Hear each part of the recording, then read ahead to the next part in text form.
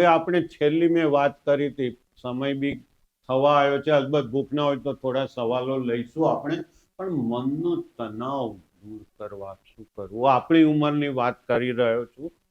તો બધા જ્યારે પણ મનનો તણાવ વધી જાય, ગુસ્સો, ક્રોધ, આવેગ, દુઃખ, ઈર્ષા, કંઈ પણ થતું હોય, લોભ, મોહ, માયા, આ બધું ધીરે ધીરે છોડતા જાઓ.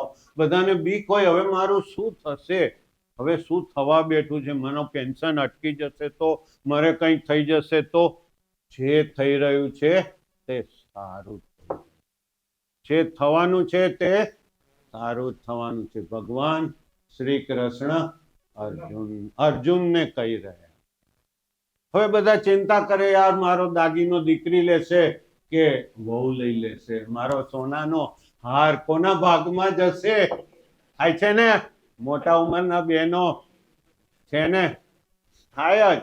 પણ સમજી લો, હવે આ બીજો સિદ્ધાંત આપી રહ્યો છું, સમજી લો, આજે જે તમારું છે એ કાલે કોઈ બીજાનું થવાનું છે. પરિવર્તન સંસારનો નિયમ છે, યાદ રાખો. બરાબર. અને ત્રીજો મેઇન પોઈન્ટ કહીશ, બધાને માટે આ જરૂરી છે. બધાને થાય મારું આ રહી ગયું, મારું લોકર ખુલ્લું રહી ગયું, મારું પૈસા જતા રહ્યા, દીકરાએ મારો બંગલો પોતાના નામે કરાવી દીધો.